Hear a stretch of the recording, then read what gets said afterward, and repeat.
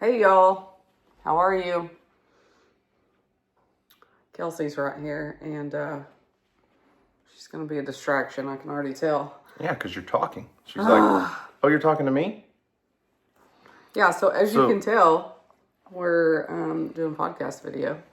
We're let's sit on the couch and talk. I'm probably gonna need some sunglasses though. I need to put my sunglasses on, turn my hat around backwards. You should probably not do that right now. Why? You don't like my hat backwards? So full disclaimer here, before we get too far into this.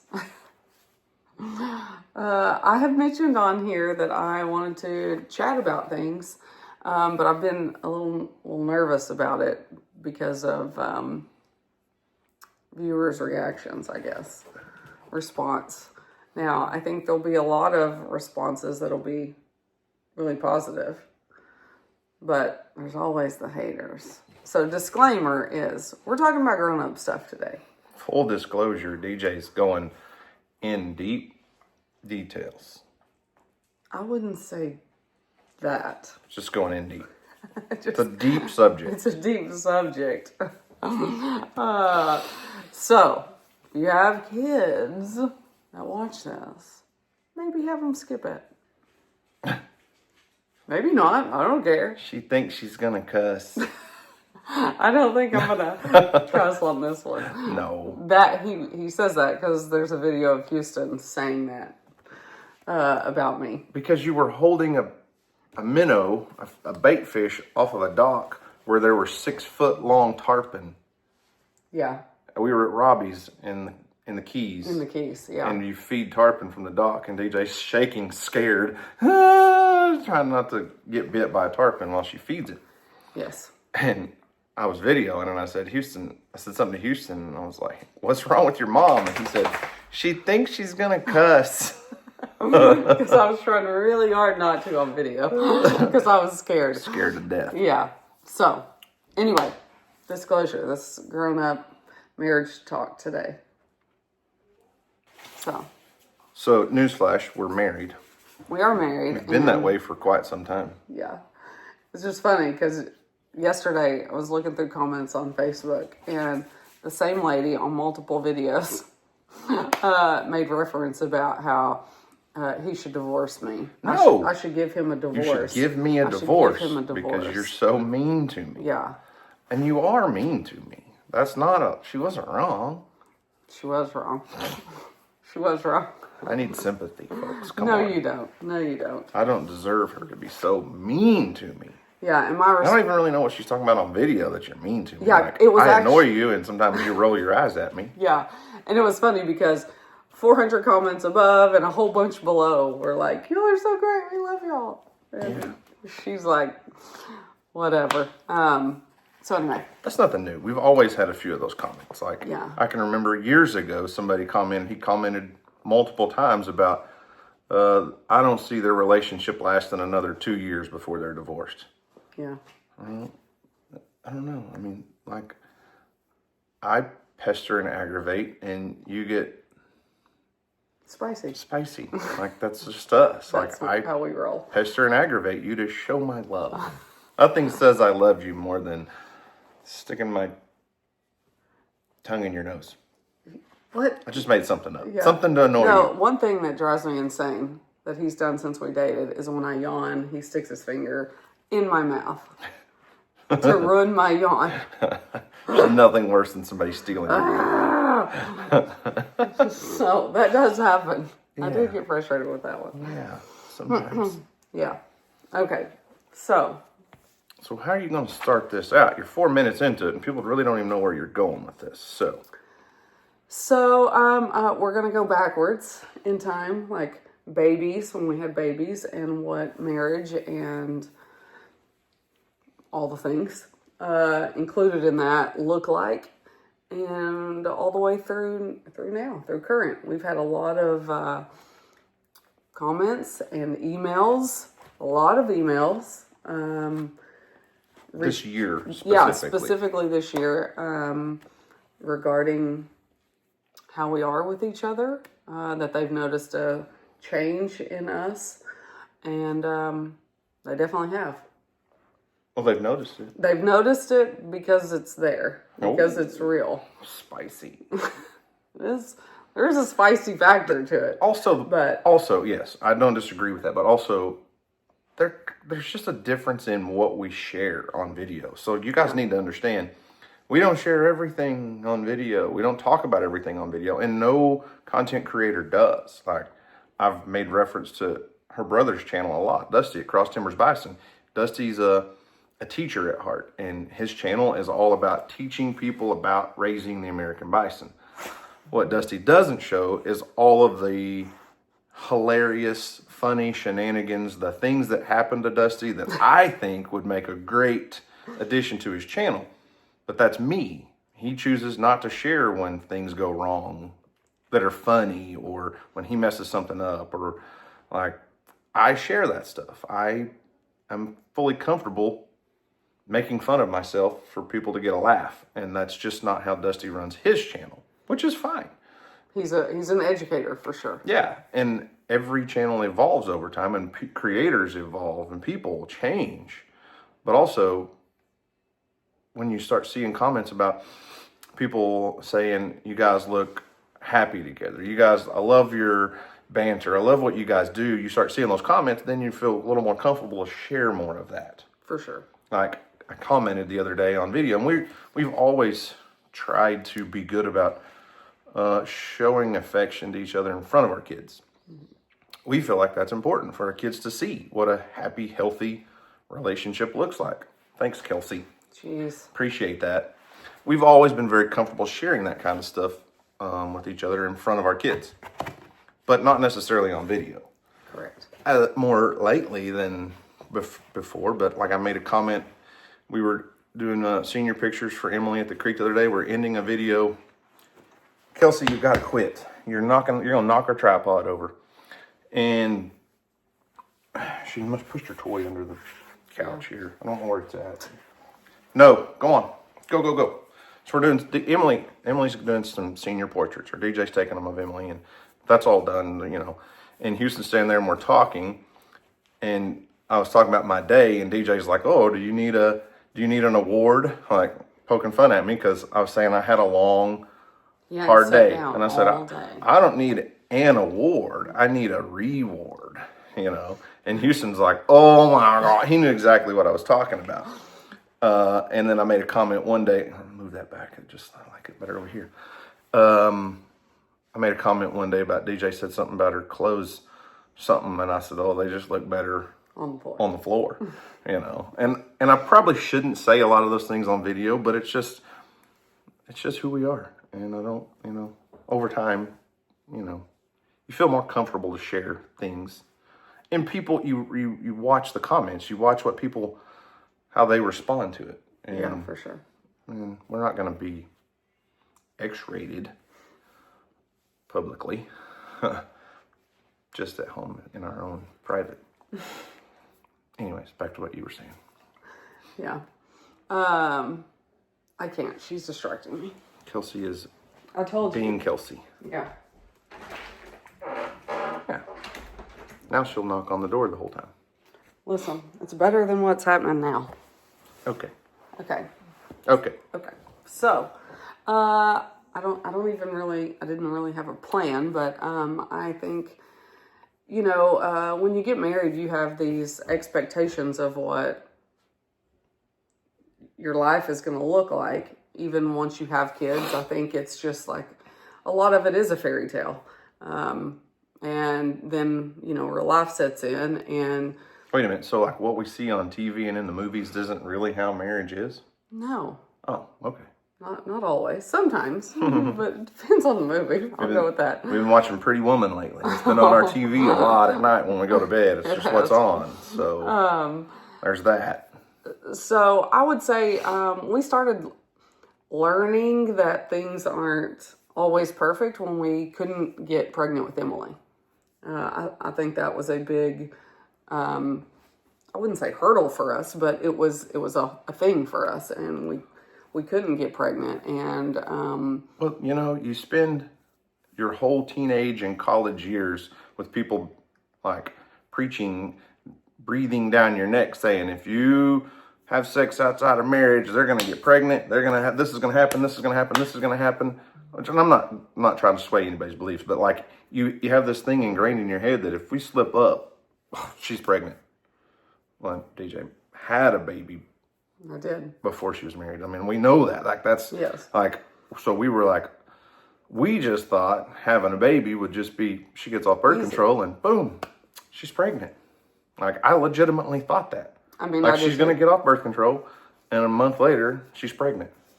Yeah. And that was not our situation. No, not at all. And I went through a lot of medical things, as a lot of us women do. And so that was a whole journey in itself, and it affecting our sex life. And it became a chore. It was a job. It wasn't, not that we didn't enjoy it. That sounds terrible, but you were following these ovulation charts and taking your temperature, and all the stars had to line up in a perfect row.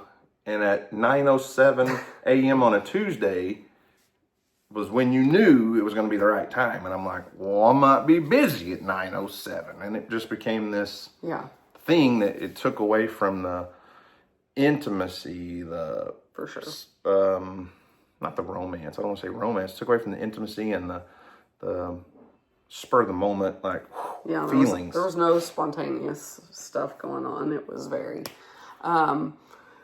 and a lot of you have probably experienced the same thing, honestly. And that's kind of why I wanted to talk about this, because I think some people don't. And maybe if there's some women out there that are younger than us, couples that are younger than us, and we can share what we experienced, it might help. I don't know. It might not. This might be weird. I don't know. But I think it could be helpful, because I think if I'd have known a lot of this stuff back then, it would have helped me. Raising babies and how that affects everything. Shift work. How when you're married to someone that does shift work, it affects everything. One of the earliest hurdles or obstacles I feel like that we came into in our marriage, as far as romance and intimacy and things, is I worked a lot of evenings. I'd go to work at 3 and get off at 11. Well, DJ's a early to bed kind of girl. Like if she had it her way, like last night we were in bed at 9 o'clock. I don't do that very often, especially when I was working shift work. But she would go to bed early every night. Well, that was my time. I had been with the kids all day. He went to work at 3, comes home at 11, but I would have put the kids to bed between 8 and 9, somewhere in there. And so from 9 to 11, that was like my downtime. Mm-hmm. If I stayed awake, if I was able to stay awake till you got home. So then when he would get home, I would want him to come straight to bed. But he also needed that downtime. That was a huge obstacle for us. It was a whole thing, yeah. We both went through a different perspective on that, because DJ's like, okay, I've been winding down from 9 to 11. It's 11 o'clock. You're home. Come see me in bed. Yes. Whether that meant anything, just hanging out, whether it just meant whatever. It's time for bed. And I, from my perspective, I was working shift work, and I was in law enforcement. I was a trooper, and I was out. Your brain's on level 10 high alert for 8 hours. Like you're in a different mindset for 8 hours. And then you walk in the door, you can't go to bed.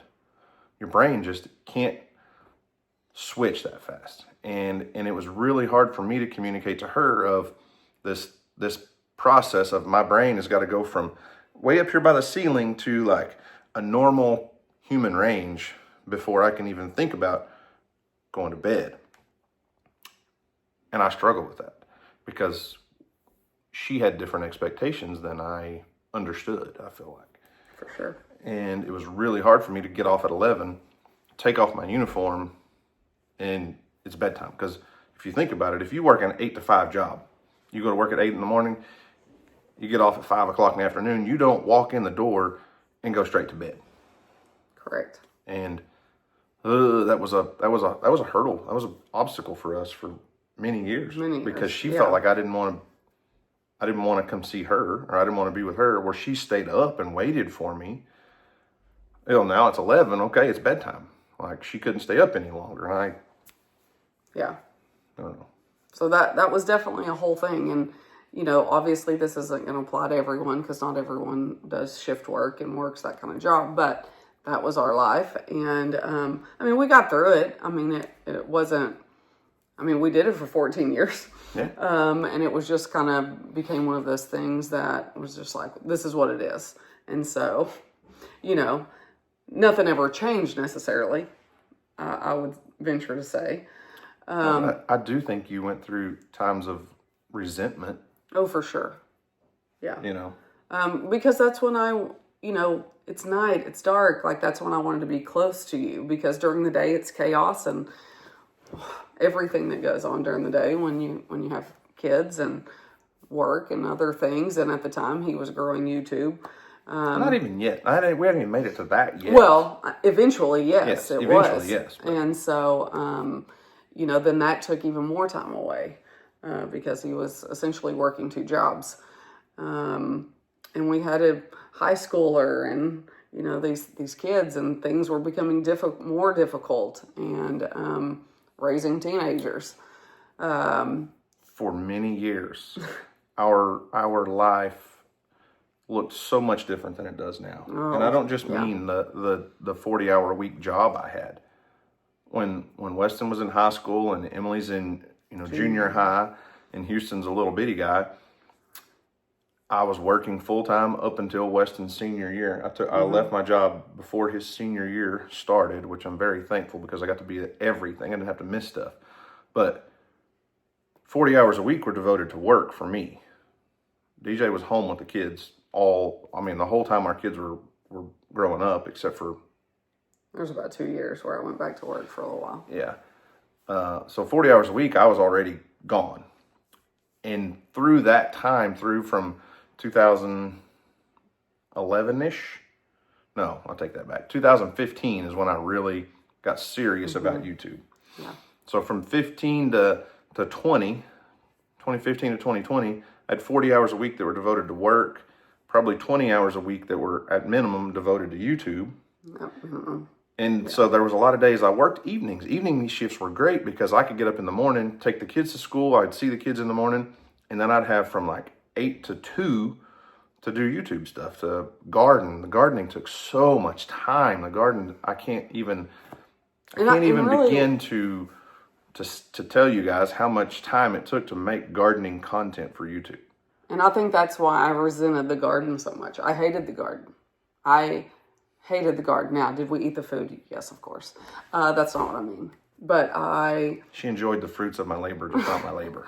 Well, and he would always, you know, want me to come spend time with him in the garden. But it was what was taking him from me.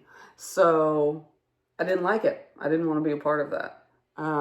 Which in a way is selfish, but in a way it was just like, I didn't know what to do with that. Mm-hmm. You know, you also had hunting and you did fishing and all the things, you know, and that always included the kids in some form or fashion. But I had the kids.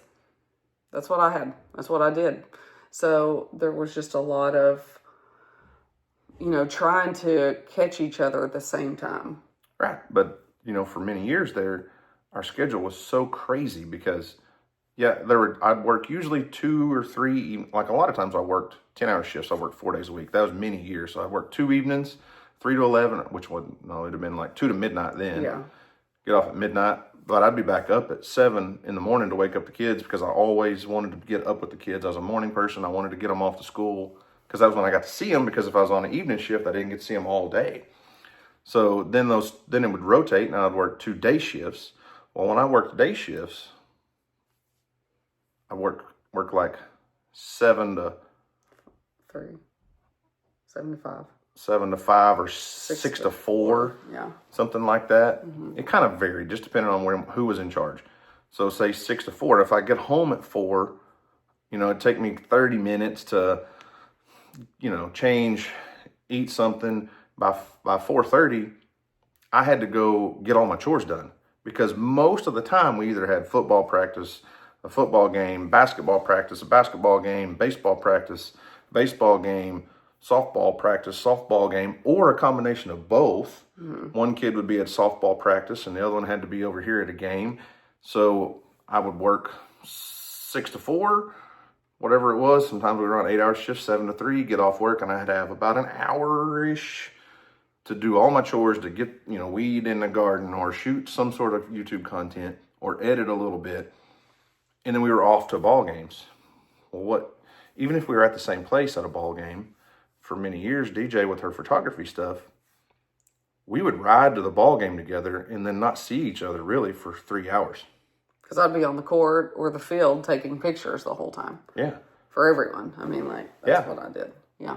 So then we would eat at the concession stand or grab something fast on the way home, get home at 9 or 10 o'clock and try to figure out which kids had homework, who was in trouble for what, who didn't do the dishes. It was that time was chaos when we got home, usually. Yeah. Because it was trying to get all of the day's chores done and the kids' stuff and homework and all that in minutes, and fighting with them and then getting them ready for bed and all that. And then my brain would instantly go, I've got to post a video tomorrow. I haven't even started editing, so I'm going to sit down and edit for 2 hours probably. And you can see, there's no time. There's no time left for anything else. Well, there was just no time for us. That's period. what I mean. For nothing else. And then, I had days off, but there was still busy stuff. Yeah. And I wouldn't change a lot of that for a second, but we didn't know. We lived in the same house, but we didn't know how little intimate time, not talking sex, just how little intimate time we had together. Right. And we were, even through part of that, we went through training to lead these marriage classes in our church. We were happy. We were best friends, 100%. And we were close. We had a great marriage. We thought. It felt like, yeah. We were doing what we were supposed to. We were stuck in a rat race. I would say, for me, I would definitely say survival mode for many years, in the thick of it with the kids and schedules. Yeah. And then it's now over the last year, it's definitely gotten way better since your job. Well, for sure. changed. I've left my career and that gave me 40 hours a week to devote to whatever else. 40 free hours that I could put into YouTube as a career and my family and not having to miss things all the time. Yeah. And we, over the last 5 years since you have left the patrol, has given us the freedom to do things. We've always done things together as a family. I don't want to, minimize that. But for you and I specifically, things that we learn that we love doing together, and then we bring our kids in, and it's and we have friends, and, that we've, even when we were doing the razor riding, and, before we didn't have that thing for us that we did together. Now, thing for us was kids' activities. Because that was our only chance. Really. He would always invite me to go hunting. He knew that wasn't my thing. I don't want to necessarily freeze to death. I don't want to do that. I'm not going to get up at 5 a.m. to walk in the dark, freezing to death, to not be able to talk. To just be silent. And I would go with him in the evenings occasionally, if the weather was perfect. And he would let me talk. Once every 2 years. Yeah. Sometimes 3. Yeah. But, when we had more time, and obviously our kids are older, that definitely makes it much easier when they become much more independent. And I will say this too, though. You didn't go fishing with me either. No. That was not, I couldn't even talk you into going. This summer, you went several times when the kids weren't, we would just sneak off. And it wasn't even about the fishing. Mm-mm. It was about you going and just being there. And I would just say, hey, just wear a bikini and lay out on the boat. I don't care if you pick up a fishing pole. I just want you there. Yeah. And that was, even back then, if you going hunting, I wasn't trying to talk you into shooting a deer. I just wanted you there. It was just a time where we could be together. And you never went fishing until this summer. And then I made multiple videos this summer that you guys didn't even know DJ was on the boat. Maybe your bikini was laying in the floor. Maybe. And you never knew. It made for good crappie fishing, let's just say that. All this to say is, across the years and up until most recently, the priorities have definitely shifted. 100%. And it has to. I feel like it has to. Like, as your kids get older and as they start aging out, and, you know, it does go back to the whole empty nester thing, which we are not there by any means. We have a 13-year-old. No, but we're in like a transition time right now. For sure. Weston's been out of the home for a few years, but Emily is very independent. So she's gone a lot. But up until the last few months, Emily and Houston did this. Like when they were little, when Houston was little, Emily thought she was his mom for about his first 5 years of his life. Yeah, she did. But as she got to be a teenager, he was this annoying little brother that I'm not going to say she hated, but she did not enjoy his voice. Yeah. Let's put it that way. And over the last several months, he's matured quite a bit in the last year. And he's not as lame as he used to be, I think, for her. Mm-hmm. So they're together a lot. And they'll just take off and leave us. Like, they've got things going on, you know, and so it's just us. And we've never, because we had kids when we met, or you had, you know, when we started dating, we already had Weston here. Mm-hmm. We never had that time in our marriage where it was just us. So I would say until this year, we've never had those times where it was just us. Rarely ever. Because most of the last 20 years, you were a stay-at-home mom. And that meant you had freedom during the day. So we had extra kids. There were a lot of parents that worked all you know, especially during the summers. We always had extra kids. I mean, you guys have seen Jacoby grow up at our house. Yeah. And it wasn't just Jacoby. It's been all the kids' friends. We've always had extra kids. Which we love. Yeah. I've always loved. I'm not complaining. No. But instead of our kids going other places, they all came here. Yeah. Which is great. Yes. I mean, I'm fine with that. I love that. I love that our kids had that and got to experience that, and that we did, and that those kids got to, you know, wonderful part of our. No complaint. I'm not complaining there. Don't take that. I wouldn't change any of those summers where Jacoby was here 5 days a week. You know, because he got to experience a lot, and I got to experience a lot, and in a weird little tiny way, it taught us a lot. Like Jacoby's a little black boy. He's and had so many people that were confused because they're like, "Did you adopt this kid? Where's he from?" I'm like, no, he's just a kid. He's just our friend. Yeah. I mean, this Houston's buddy, and through COVID and through all the crazy stuff that's gone on in our country, like I had these two little boys that just went and played in the creek, and they didn't see race, they didn't see color, they were just two little boys, and we didn't even think about it. But people watching it touched so many people in a way that we didn't expect. Right. You know, so I'm not complaining about anything. Yeah. It was just who we were, and now we find ourselves in the evenings alone frequently, this year specifically. Next year's going to look different because Emily's going to be off at college, and Houston's not going to have that. That's what I was going to say a while ago.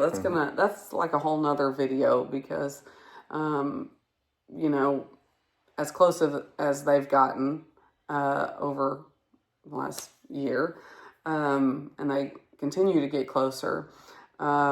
It's gonna, I feel like, in a way, go backwards because she's going to leave. And I don't want to cry. I don't want this video to be about that. So we'll do a video on that later. But it's crazy looking back, hindsight, and looking back over the years of how we've evolved, how we've changed as a couple, how we've changed as a family. And it's nothing new. Every family goes through these stages, I feel like. We're not empty nesters, but we have been able to, spend many nights this year specifically laying in bed talking until 2 o'clock in the morning. A lot. Reminiscing, trying to figure out not where we went wrong, but what we could have done different. And asking hard, uncomfortable questions. Talking about things that we thought we had already talked about, but we really hadn't. And things that, we probably didn't even realize back then that we should have talked about, Yeah, I mean, I spent many years thinking I was doing everything I needed to do to be the husband that DJ needed. I was 100% a provider. I was 100% that guy that was well respected in the community, that everybody loved, that took care of my family, took care of the kids, took care of the extra kids, took care of everything I needed to take care of, I thought. But there was a side of DJ that I was not meeting all of her needs in. Even though we went through training to do these marriage classes at our church and led these marriage classes at our church and read all the books, the 5 love languages and his needs and her needs and all the things that I thought made a good husband, wasn't quite. Well, what we have learned is that we can have a great marriage and we can be best friends and we can raise these kids, but individually we can still be lonely. And that's where I was for many years. Off and on, I'm not saying just consistently, but we've laughed and talked about this a lot, but back then he used to be terrible about complimenting me, terrible about it. For whatever reason, it made him uncomfortable, and anything like emotional stuff where he's a little, I always, I make a joke, but I contribute it to him not growing up with a mom because she passed away when he was 6. And I think there's a lot of that he doesn't even realize that, has impacted. I think you can have a bad mom and have, negative things from that, obviously. But also just not having one can impact you, obviously. And so the joke is, he didn't compliment me. And it was a lot bigger than that. There's so much more that went around that he didn't understand at the time. And even at the time, I didn't have the words to say, Here's what I'm missing. Yeah. Now, obviously, maturity and getting older and wiser and just being in a different place with each other. Being able to talk about hard stuff. Uncomfortable stuff. Yeah, but for years, we got along great, and we had a great marriage. But this thing kept coming up where DJ would say, I need you to see me. And I'm like, I don't know what you mean. I see you. I understand you. I know you. I know how to please you. I know how. But she's like, but you don't get it. I need you to really see me. I'm like, okay, what else is there? I've been married to you for 10 years. I don't know what you're talking about. But I couldn't communicate that. I was like, I do. I get it. You need me to be a good husband. You need me to be a good provider. You need me to be a good leader for our family. You need me to take charge. So what? And that wasn't it. No. I mean, I did need and want all those things. Don't get me wrong, but I was doing those things. Yeah, but that wasn't everything. For sure. And I will also want to add to this too, that we are very much one, but even in our marriage, he has always allowed me to be my own type of independent because I've always been independent. I don't think I had a choice. That's just I am the eldest daughter. I have just that is how my mom raised me, and I love that, and I feel like I'm instilling a lot of that in Emily, which I love, because I don't want her to be dependent on anyone as an adult. I don't want that. But so he has always allowed me to be that within our marriage. Now sometimes that can come with its faults, obviously, because I control things. I'm in charge of things, the kids, and I will also say that I was doing so much and in charge of so much a lot of times because he wasn't here because of work, because of the shift work. So when the bottom fell out with the kid here, it was all on me. I was the good parent, the bad parent. Well, the bottom never fell out when I was here. Well, that's what I meant. Yeah. Is that not what I said? No, I'm just saying, but that was. Yeah, no, it never did. Weston knew how to push your buttons and pull your strings when I was gone. Because he knew when I was home he couldn't get away with certain things. For sure. And that's not him, that's just children in general. Yeah. With So a dad, I feel like. I had to be the good cop, bad cop, caregiver, sick kids, all of it, all the time. So I feel like, I never got that break. And so as we have shifted, I am like, okay, I want to hand you this torch and this torch because I need a break. Like Are we going to say what those torches are? I was going to use the word. Okay. If you gave a disclaimer at the beginning of this video. And it's not strictly that. It's not strictly sexual. But, the Bible says it. So this is okay. And it wasn't until, I feel like you had this click, this moment, until I said this word that you got it. No, I didn't get it. I had to go out and spend some time researching and reading and learning and trying to understand what you really meant because I didn't want to mess this one up. It was it scared me a little bit. But so what I said to him was, I want to be a submissive wife. That's what I said to him. Not that I haven't been in many ways through the course of our marriage, because he has always led our marriage and our family. I don't want to blur that line by any means. You didn't mean submissive out there.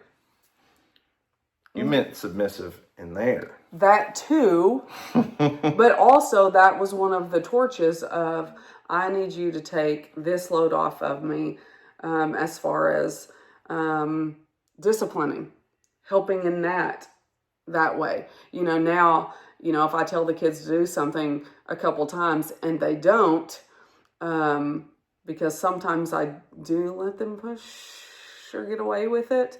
But then it's like, okay, please go take care of this so I don't lose my mind on them. Because I will go there and I will lose my mind on them after I've told them whatever it is over and over and over. But for many years though, it was okay, DJ had this situation, whatever it was, whatever kid was doing something wrong. It was usually Weston. Because he was just that one. He was the one in the family that was going to push. Yeah. Well, it usually started when I wasn't home. Or something happened that I was not a part of or didn't know about. And then I walk into the middle of a situation and there's already tension. And I didn't necessarily always see it as my job to fix that problem because she had already started. She needed in my brain, she needed to handle it, because if I just come in and smash the problem all the time, then it's going to be a situation where they know that. So it was like I almost had this expectation of, okay, you started this, finish it. I'm not going to get in the middle of it, I'm not saying that was right. I just but in my might brain, have got a little lazy on that. Yeah, and in my brain, it was like, I need help. I need help. And I did help. You did. I did help, but I mean, it was. But there were it just was what it was. Right. I needed. Right, and I also had a career where my job was to discipline adults for 8 to 10 hours a day. Yeah. Really, I mean, that's what I did. I was a traffic cop that enforced laws that everybody hated. I was disciplining people, grown people. Like, you know the law, you screwed up, I'm going to write you a ticket, and you're going to get mad at me for it. And then we've got to cry about it, and I got to hear you gripe about it. Like, I got tired of that for 8 hours a day, and then I come home, and I didn't want to be an enforcer. Yeah. I wanted to just go, like. But when he got home, I wanted to go whoosh. Yeah. So anyway. But there was more to it than that. It wasn't just with the kids. It's because we're talking about a conversation that happened in February of this year? February, March, April time frame? Yeah, somewhere in there. Yeah. Okay, so let's just be honest. For most of our marriage, DJ was the initiator. She's the leader. Or not leader. Take charge. And she was tired of it. She wanted to be the submissive wife. And I was like, what does that mean? Because you tell me when you're ready. I've never been that guy that's like, all the time, every day, we got to do this all the time, No, it's never been like that in our marriage. He has never been the initiator. I mean, maybe dating and randomly, but I would say 95% was me.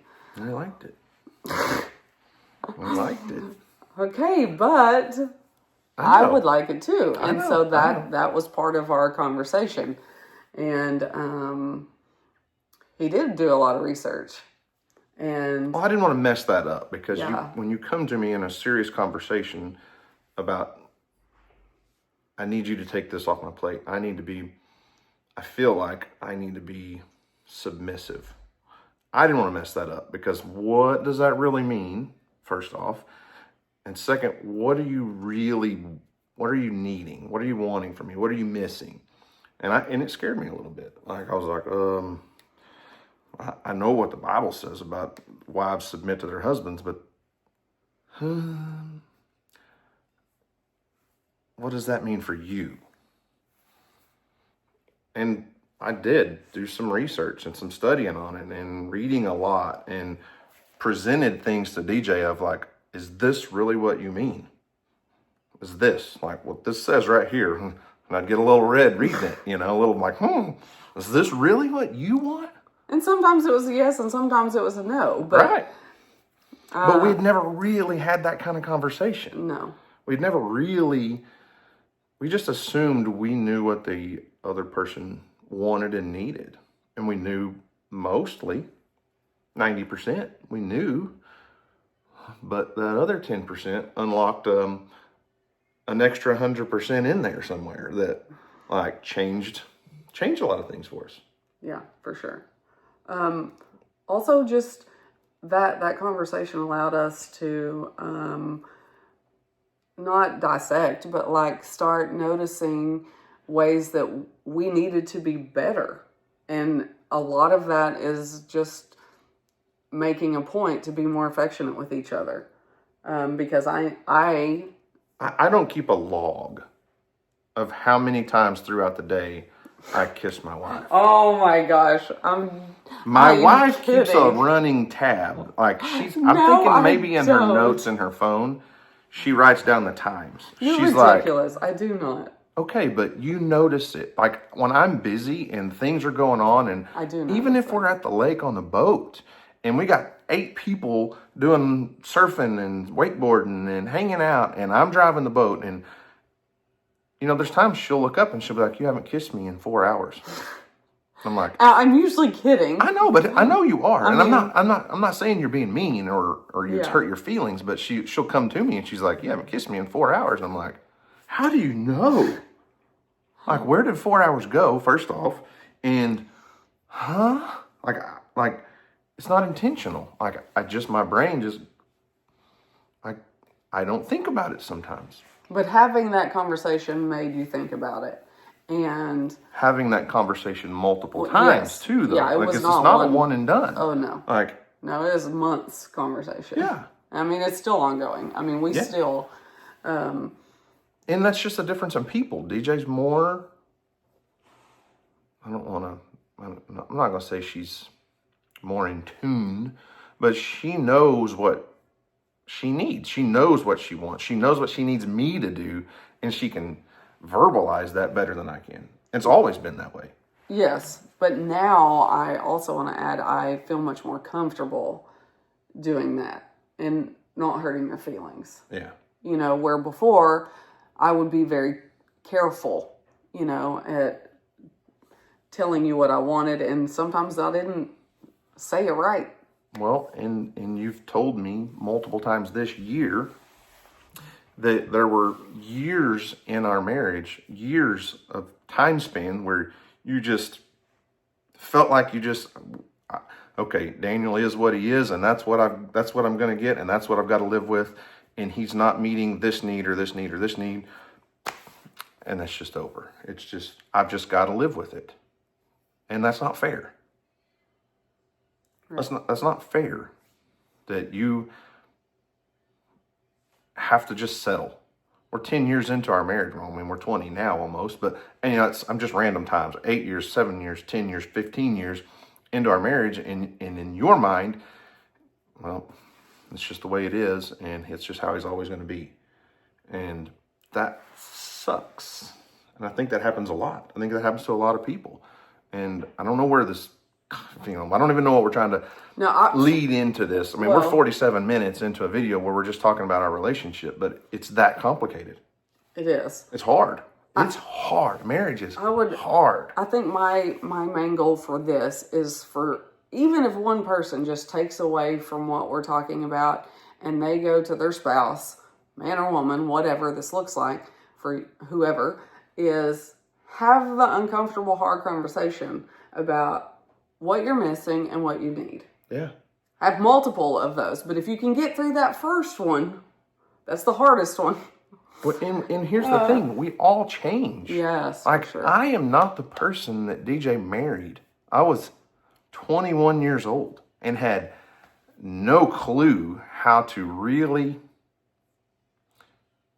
make someone else happy. Right. I had no clue. 5 years into it, I thought I knew what I was doing, but I was still missing things, and so were you. Sure. And I think that happens to all of us, and it's hard, it's difficult, and we're at a point now where we can look back and see things, and I've got a friend that doesn't live close, and he's a lot younger than us, and we talk on Snapchat almost every day. And there's times where I'll send something, I'm like, hey, we're just hanging out together. There's 2 of us cooking a steak at the lake house, hanging out watching football game last weekend. And he's like, oh, it must be nice. Golly. And he sends me a snap, and it's 2 little boys that are like the Tasmanian devil just destroying the house, just running around. And I'm like, okay, well, live in the moment, obviously. Enjoy your kids, And he's not complaining about his kids, but he's like, there's no way, we can't, my wife and I can't do that. Yeah. It's just where you're at. And we've been there. And we've been there. Mm-hmm. And it's great. And that time flies. It does just go by. It's just, it's gone once it's gone. We're not ever going to do that again until we have grandkids. And then it's different. But I try to explain to him, I'm like, just do it. Stay there. Live it. And someday you'll come out on the other side and look up. And I don't want you to look up and not recognize your wife and not have those times where you go, she did her thing, I did mine, and now we're 20 years later, we don't even know who each other are. And I'm not going to be naive and say we weren't on that path at one time. Correct. We didn't think we were. We had conversations where we said we're not going to be those people. We had serious conversations of we don't want to look up in 20 years and end up in a divorce because we don't have anything in common and our kids are gone and our kids were the only thing we had. No. We had that conversation. And we were still, at times, on that path. And not realizing it. Yeah. I mean, so fast forward to having the conversations, it's worth it to be uncomfortable and navigate, a little bit, even as close as we are. I mean, we are 20 years into this, and it was still uncomfortable, but then it became very exciting. Yeah. And it's hard to sit there and have a serious conversation with your wife that you've been with for 20 years and her say, you're missing the boat. You're missing this, or you're not doing this, or I need this, or hey, how can I be better for you? Yeah. Because I think that's the goal. And that is, I'm not bringing up politics, but I heard Erica Kirk say that every day Charlie would leave her a note and said, how can I better serve you today? What can I do for you today? And even though we might not say that to each other every single day, that's the goal. I feel like I always want to be better for him. And I believe that he wants to be better for me as well. But we just never said it or put out the effort to learn it. And that makes a big freaking difference. Because that's definitely where it shifted for us and where you guys started noticing things. There's one other thing that's going on though that's they've caught on and probably noticed but didn't know. Like things that's going on that causes them to notice that they don't know about. We like to call it a streak. I know you were going to talk about the streak. We just call it a streak. Houston, well, before we get to that, Houston came in one day. We were cooking supper or something, and we were in the kitchen, and the kids are here. Weston wasn't here, but Emily and Houston are here. And, we were cooking and being playful and hugging and kissed every once in a while or something. And Houston was he kind of rolled his eyes, and he's like, I just miss when y'all were normal. And I don't think I'll ever forget that. No, it was like a moment for us. Because we've always been affectionate around our kids, but he said, I just kind of miss when y'all were normal. And what that told us and what that told me was he has noticed a change in our relationship to the point where it's a noticeable difference in how we talk to each other, how we treat each other, how we look at each other, how we communicate. So many things. Not that we've done anything inappropriate in front of our kids. Nothing inappropriate. Nothing. But it's been such a noticeable change in our relationship that he said, he didn't know how to say it, but he's like, I just miss when y'all were normal. Meaning boring parents. Yeah. Like other parents. Yeah. Now, we may or may not have a certain streak of certain activities since January 2nd. I'm just saying, I don't know. It's just something. Not that we're keeping a log, keeping track, but... I cannot believe you shared that. Intimacy matters. We're 54 minutes into this thing, honey. If anybody's still watching, they're getting tidbits of information.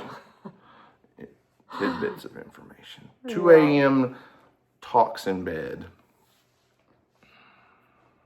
lead to very strong relationships. And intimacy matters. I can't believe I'm saying that on video and to all of your audience, but it's just the truth. It is the truth. And if we're going to be open and honest and share our life with the world, which we've done for over 10 years,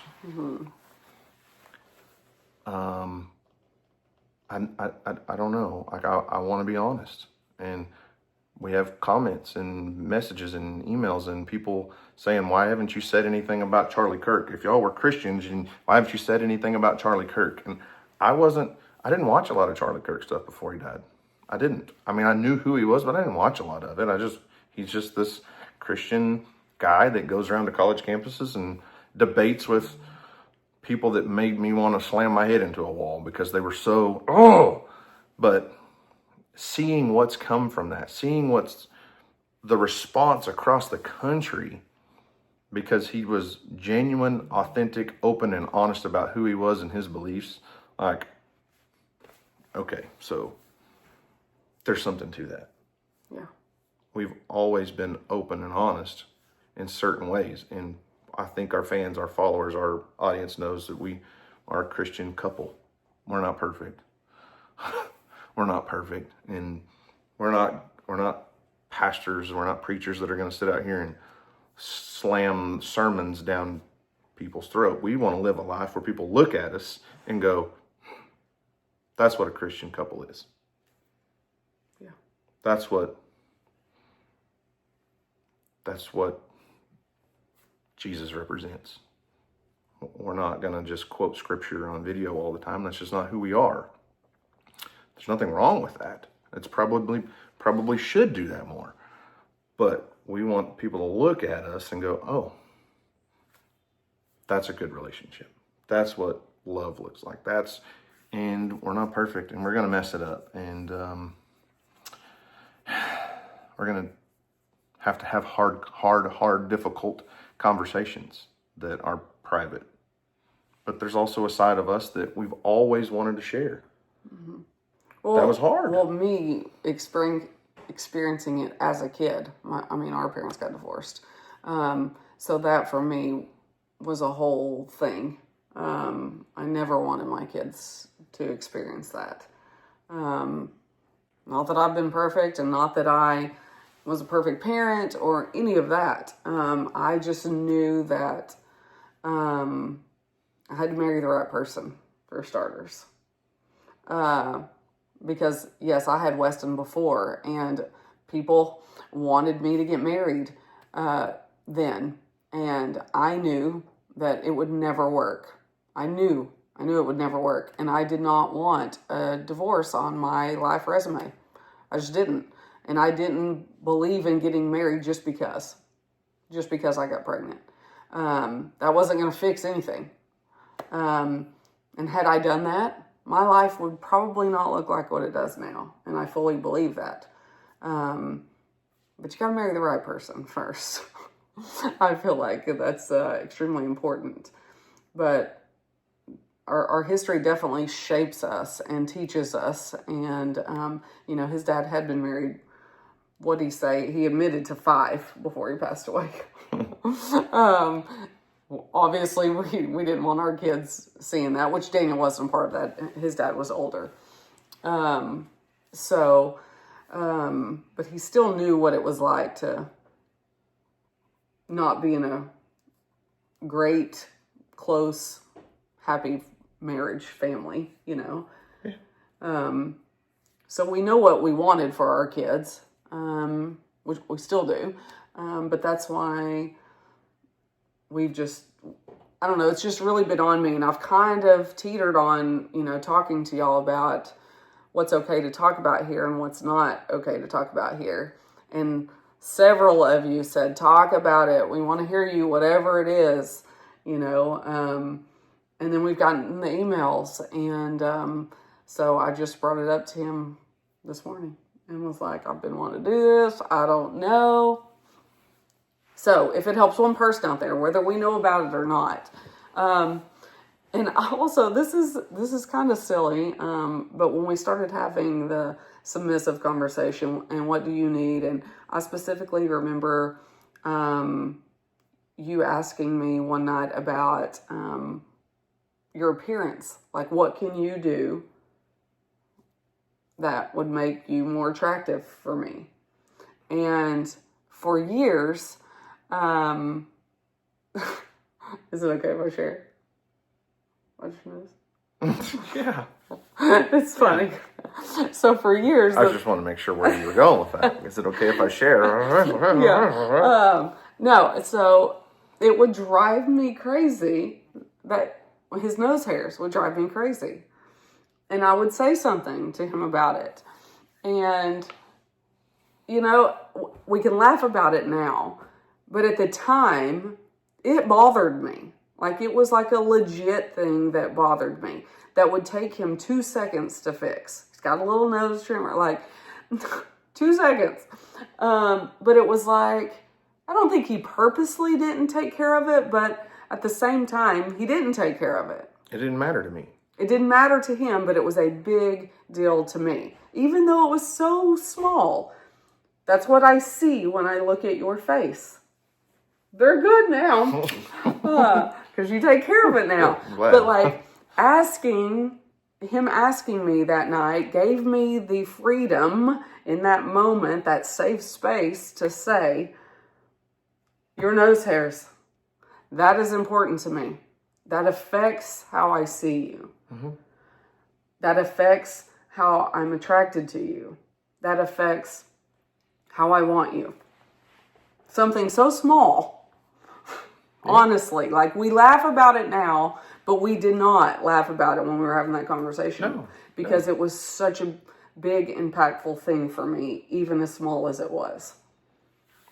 And it's funny you bring up the term safe space, though, because there's a whole nother story about that we can't really go into detail about. But like this year, we were supposed to go to a Justin Timberlake concert. Mm-hmm. DJ had got a room. She bought tickets, and it was like an hour and a half away in Oklahoma City to this Justin Timberlake concert. She got a room at a hotel right across the road. Like, it's just going to be a date night, just us. Mm-hmm. It was great. Like, we made this plan, and then Justin got sick. And they canceled. Really, like, Justin? The day before the concert. Yeah, and she's like, well, what are we going to do? And I was like, we're just going to go to Oklahoma City, and then we'll go out to eat, and just have a date night. And we did. And we were late that night, like we're doing our marriage thing, in our room alone, late. But like you literally said, like in a very intimate moment, is this a safe space? Yeah, I did. Is this a safe space? And I was like, it threw me off guard. Like, huh? Yeah. We're naked. We're married. Is this a safe space? And I was like, what does this even mean? Like, but there was something that she needed to say, like get it out there not to the world. He'll never get out there to the world. Like fantasy stuff. Like, is this a safe space? And I was like, of course. Like, I would have never thought there was anything that she couldn't say to me, even in that intimate moment. But there was like things that she wanted to say, but she was scared to say it in front of me. And I bet she asked me 5 times, is this a safe space? Because she was worried about how I was going to judge her. Which I had experienced previously with you years before. Yes, and I didn't realize. Right. I didn't tell him. I just shut that off. Basically, in here, Yeah, it was one of those things that you said, I've just got to live with. That's who he is. Mm-hmm. But it like caught me off guard. Like she says, is this a safe space? Many times before she would open up and just tell me what she wanted to tell you. Yeah, not even do. Yeah, or just to say. Just to say. Yeah. And it was like a light bulb moment for me, because I would have thought you would have never had to clarify many times that I was not going to judge you. I was like, oh my gosh, like, where's this going? Is this going to be like, am I fixing to get scared? Like, no. You want me to suck your toes or something? Oh my God, no. Jeez, gross. I'm not doing that. Ew, no. But it was just, like a very personal, intimate moment. But still, you didn't feel comfortable sharing something with me. Mm-hmm. And that, it was, I don't know how to say it, than just like a light bulb moment for me. I'm like, which led to more conversations. A lot. A lot more. A lot. Yeah. And a really good night. It was a good night. So now we try to do the hotel thing because of that night. We try to do that periodically. Make a safe space. Yes.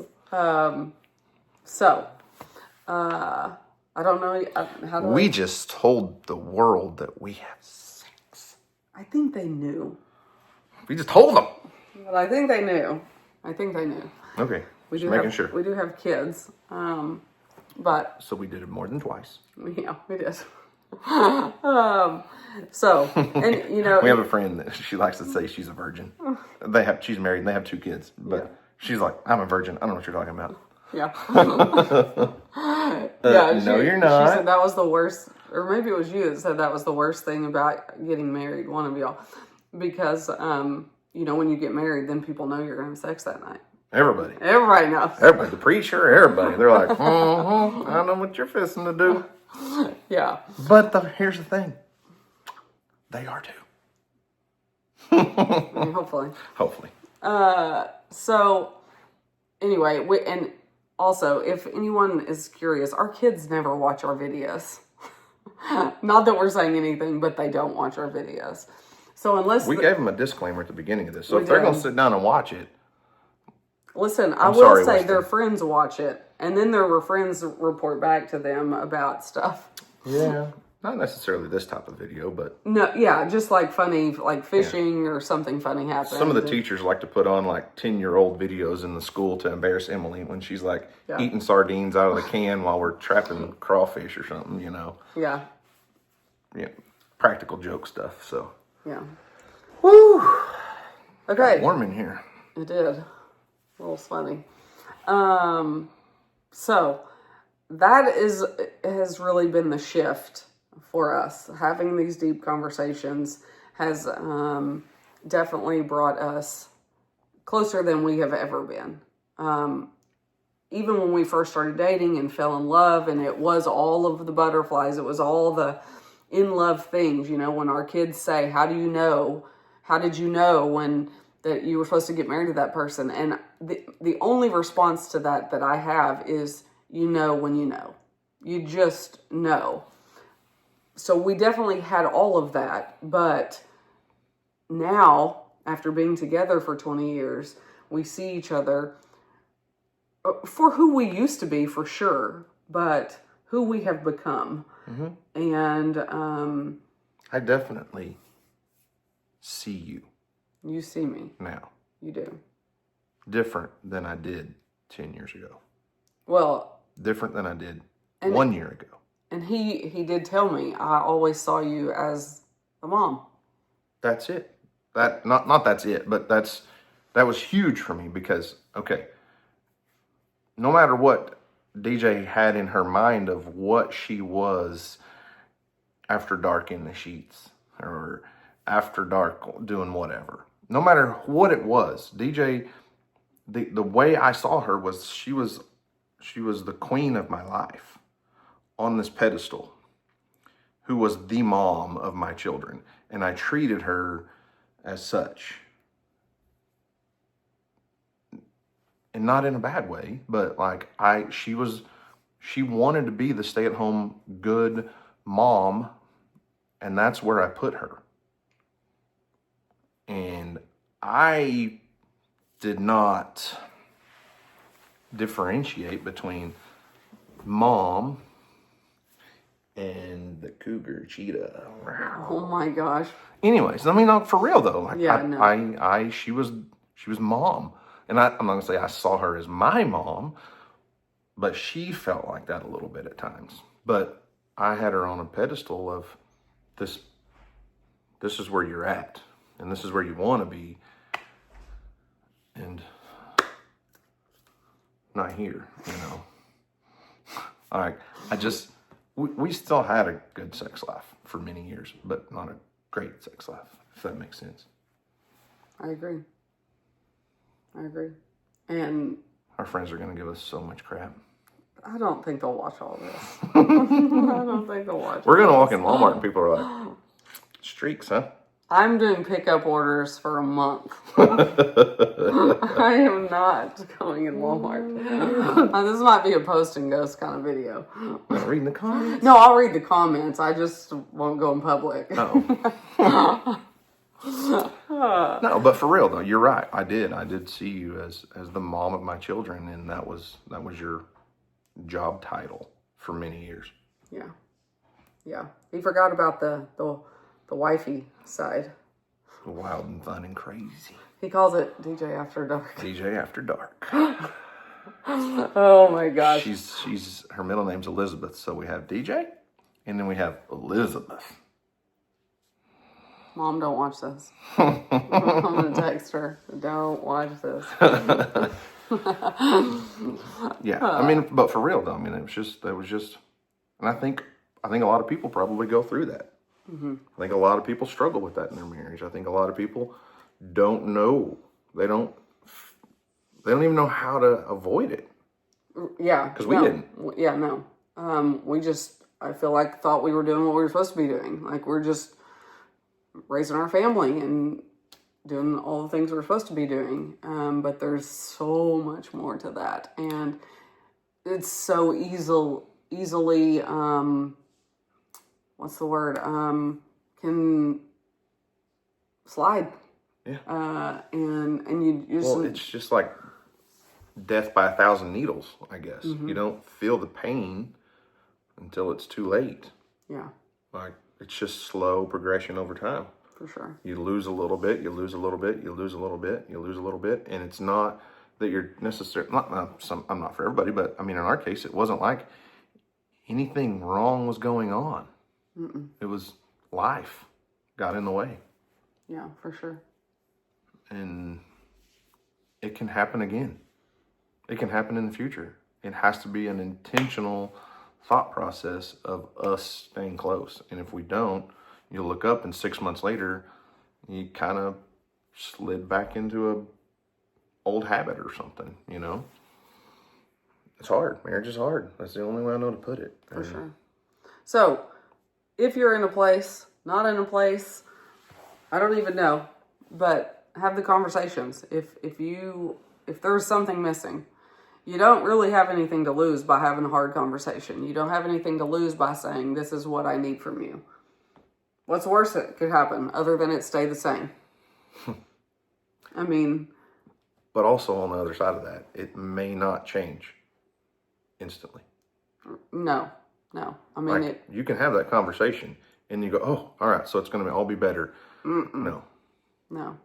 And I feel that's where you and I both kind of, I don't even know what I'm trying to say, but researching it, you know, and talking more in depth about it, just being able to be in that safe space goes back to that, free of judgment, and not just about sex, not just about that, just about all the intimate things, and just to fully feel free to share. And I hope that for all of you, you get that, you have that. And if you have any like comments about this, this is a video where I do want to read all the comments.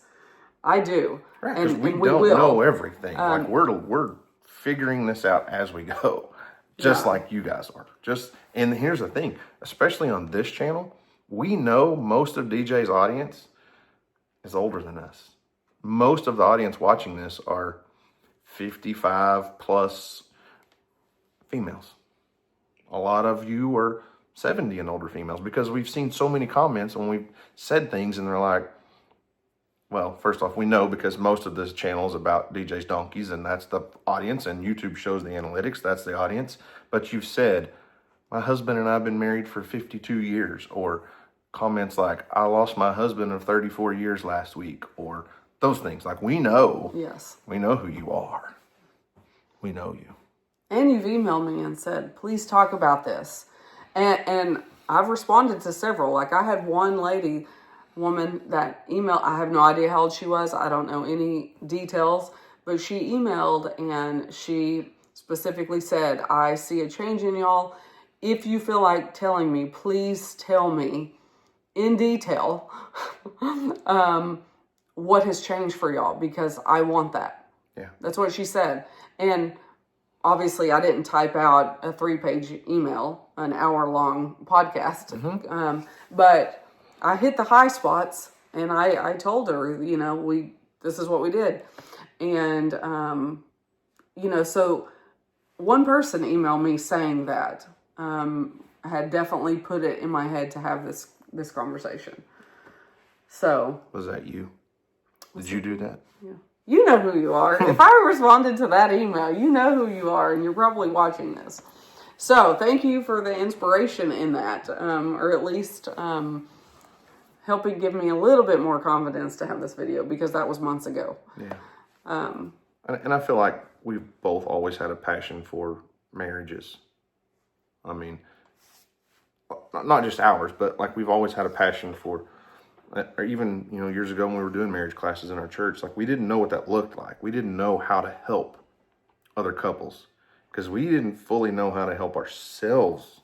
Right. And we weren't teaching anything of our knowledge. We were leading a curriculum that was very detailed and laid out, and it was a lot of video instruction, and we were just facilitators. But like we had a couple from Georgia come to our church and do a marriage seminar, and we still communicate with them on Facebook from time to time. Matter of fact, he just retired from the sheriff's office out there, like 25 years at the sheriff's office.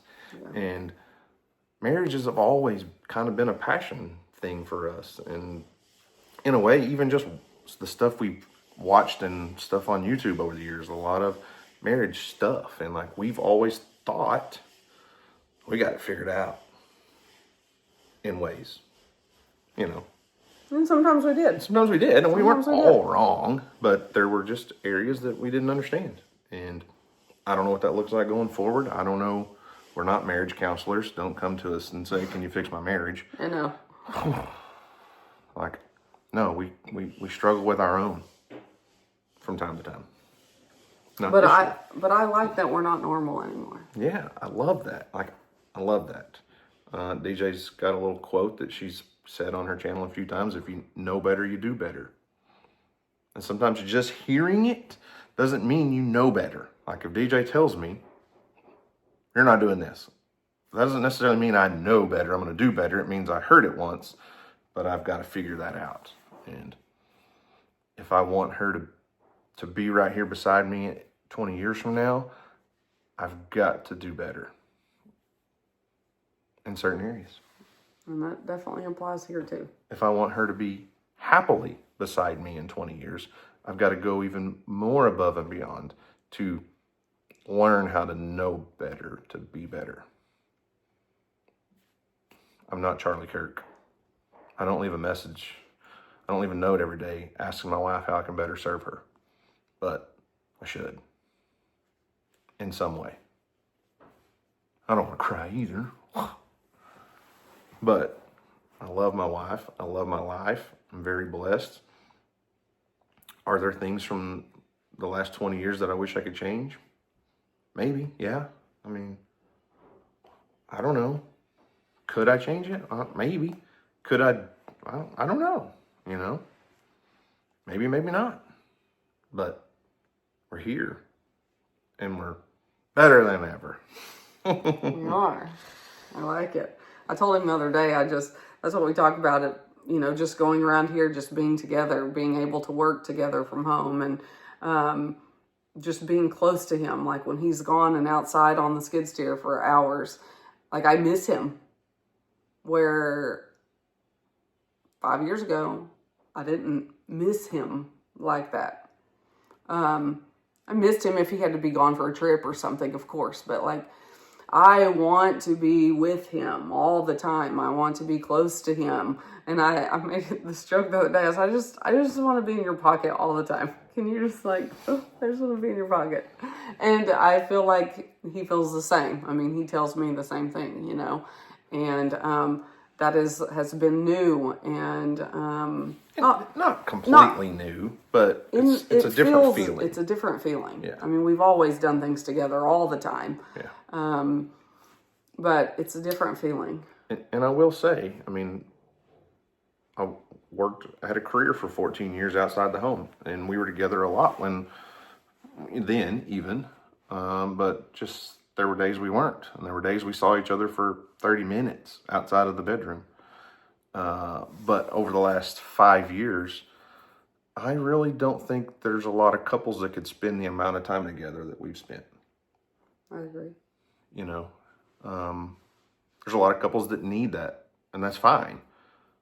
Need that break, need that time apart. But the longer we've gone into this working from home stuff, the more time we spent together. And I don't want to get up in the morning and say, I got to run down to Kingston to the lake house and mow the grass or wash the porch and do all these things, unless she says, okay, what time are we leaving? Because if she says, all right, I've got to go to the merch building and do this, and this, then I'm like, okay, well, can we go to the merch building and do that and then go to Kingston? And I genuinely want to be with you. And we've got friends that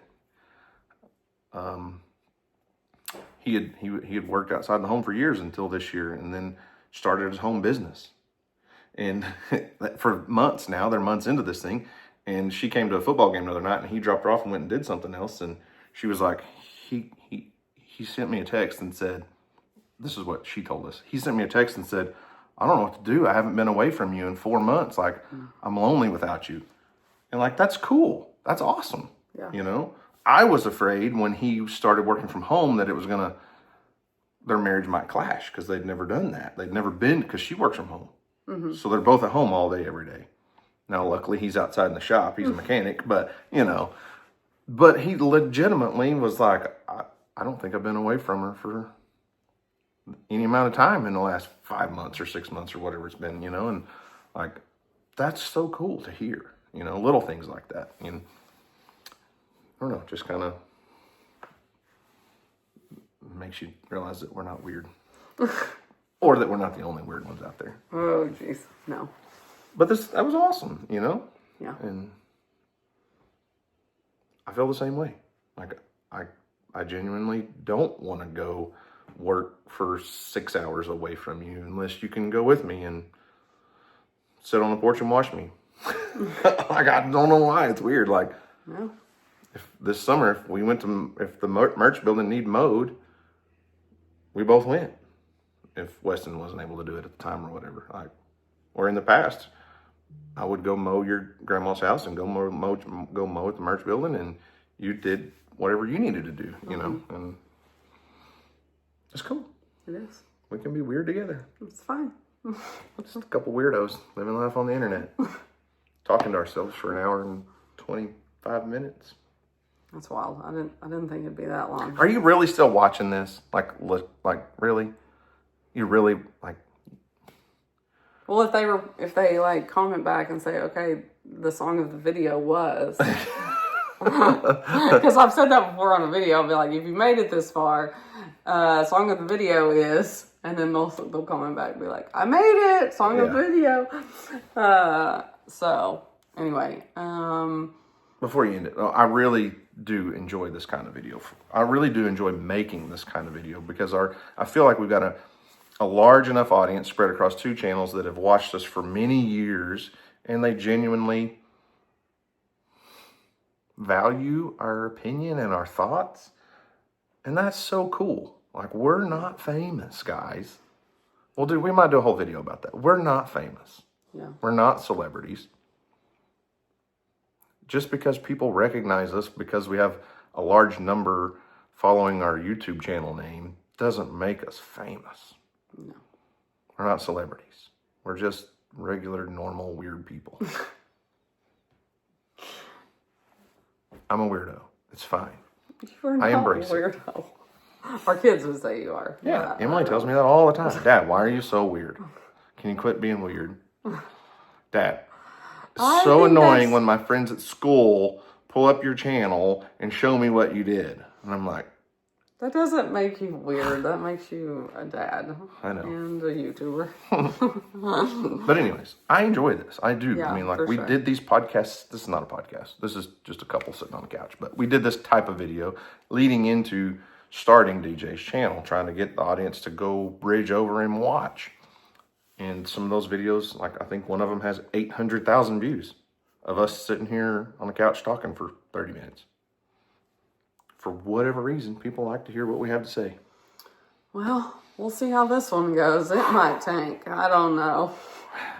It's the longest one we've ever done, I think. I know it is on my channel. So I posted some 2-hour videos, but they're like compilations of, you know. I meant talking ones. Oh, so, yeah. I've never talked for an hour and a half. Not on video. Except to you at 2 a.m. Yeah. Okay, guys. So this past weekend we went and saw Turnpike Troubadours in Durant. And they are amazing. I wish they'd play again this weekend. I know. I could just like go watch them over and over and over. They played for 2 hours and we stood for 2 hours. And I would stand again for 4. Because I just love them. So good in concert.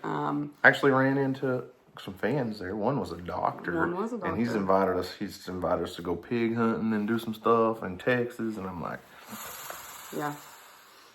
So we have the best friends.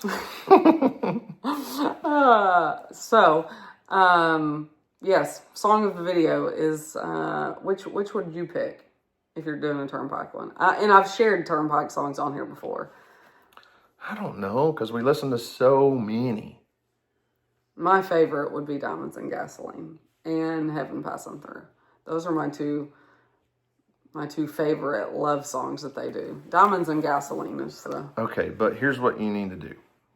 If you're going to tell people to go listen to Turnpike Troubadours, you got to tell them just go on YouTube and look I have said that before. Because there's something about Evan. Yeah. The lead singer. He is a young George Strait. He looks like George. He stands and performs like George. He's not a performer. He does not get on stage and perform. He gets into it every once in a while. Okay, but I'm just telling you, if you're a female, don't listen to it. Just go watch it, because I am a guy, and that guy has it figured out. He just has this way of walking up to the microphone, standing there and singing, and just glaring at the audience, and every woman in there goes, yeah, like they can't speak. They're just like, oh, yeah. For 2 hours, these women, I can just look around the room and see it, because he's just got this thing. He's got it figured out. Yeah, and it has a cool backstory, a really cool backstory. Yeah, they have a YouTube channel and they're on TikTok and Instagram. And DJ watches all of them. I do. And I can tell when she's watching, because she goes. Oh my gosh. He is like a young George Strait, though. The way George just walks out on stage, stands there and plays. He's not running around. He's not dancing. He's not acting like Blake Shelton or something, you know. And I love their fiddle player. Yeah. Oh, he is so good. So anyway, sorry, rambling now. Go listen to Turnpike if you've made it this far. Just put on a Turnpike Troubadours playlist. Go on YouTube and put it on, and it like touches my soul. So much of their music, just like, and they've been around forever, and we never listened to them until this year. I know, it's wild. Until we went to the Boys of Oklahoma concert, really. There was a couple songs. Don't get me wrong. A couple songs, okay? But I mean, just in general, like, it was never a band that we just followed. No. And we're almost groupies now. I want to be a groupie. I want to go to all of their concerts. Mm-hmm. So, anyway, guys, thanks for watching. Do you want to do your ending, or am I doing mine? I almost did yours because I've been a part of yours lately. I'll do your ending. Oh my God. Hope you guys enjoyed the video. And as always, do your best. We're going to go in another room now. No, we're not. We have workers. Well, my bathroom. We have other bedrooms.